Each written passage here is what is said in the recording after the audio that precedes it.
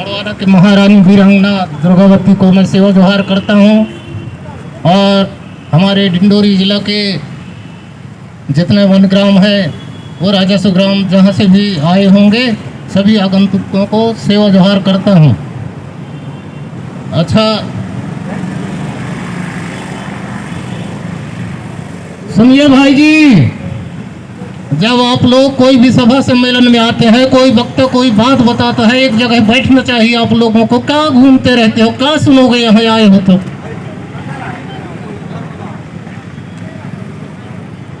यहाँ जो विचार बता रहे हैं वक्ता लोग, जिसके समझ में जैसा आ रहा है सुनना चाहिए एक जगह बैठ के। और इसीलिए हमारे लोग जो है तो पीछे हैं। कभी भी कहीं भी सभा सम्मेलन लगता है, क्या काम करते हैं, इधर आ जाए, इधर। अरे तो ठीक है, हाँ दुरिया सामने कभी नहीं जाते, आइए इधर। बात यहाँ अपनी जल जंगल जमीन की चल रही है। ये मनग्रामों में अभी कहाँ का है दादा, ढाबा का। ये ढाबा वाले दादा जो बोल रहे थे वो लगभग सभी वन ग्रामों में इसी प्रकार का दशा हुआ है। हमारे पूर्वजों ने इस बात को बताते और कुछ को हम देखे भी।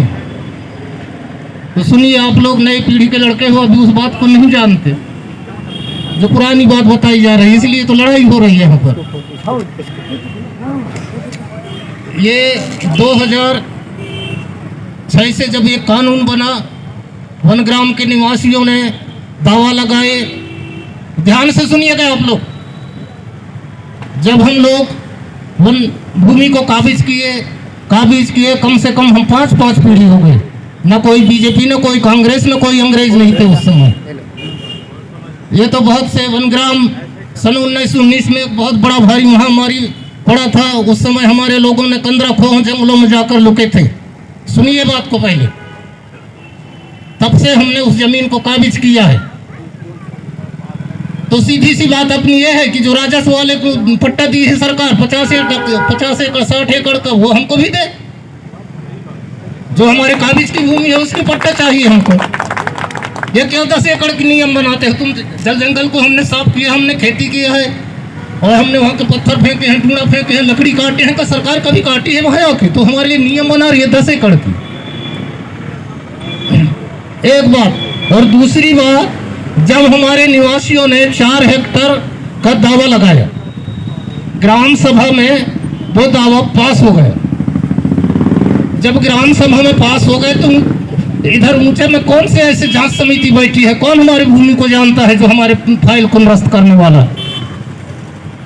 जान सकता है हमारे पास में कितनी भूमि है। अच्छा, हमारे साथ में और भी समुदाय के लोग वन ग्रामों में निवास करते हैं। वन परंपरागत निवासी जो हैं उनको 3 पीढ़ी की जानकारी मांग रहा है। अभी तो हमारे देश 2 पीढ़ी हुआ है, वो 3 पीढ़ी कहाँ की जानकारी देंगे? अंग्रेज सरकार कहाँ से लेख लाएंगे? बुजुर्ग कथन, सबसे बड़ा कथन। गांव का आदमी जो जानकारी देता है उसको मानना चाहिए। उपखंड में फेल हो गए और फाइल जिले स्तर में फेल हो गए, वो क्या हमारी भूमि को जानेंगे? क्या नहीं जान सकते? उसको तो गांव में रहने वाला आदमी जानेगा जब बुजुर्ग कथन लगा है उसमें। अच्छा, मेरे गांव में 168 पट्टा बटे हैं। सुन लीजिए आप लोग मेरे गांव की समस्या। 168 वन अधिकार पत्र जो दिए गए हैं उनमें किसी में 0.35, किसी में 0.85, किसी में 45, किसी में 25, किसी में 20, किसी में 9.7।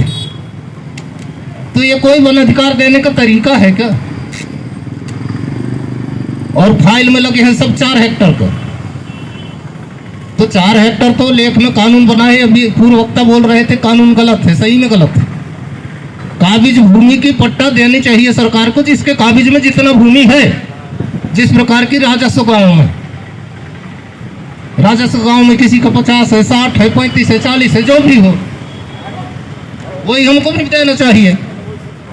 और इतना दिन तक हमारी कई पीढ़ियों से उसको साफ किए हैं, मैदान किए हैं, बांधा डोली रखे हैं, पत्थर फेंके हैं, डूंडा काटे हैं, खोद खाद के सब दाना कमाने लायक उपजाऊ उस भूमि को बनाए।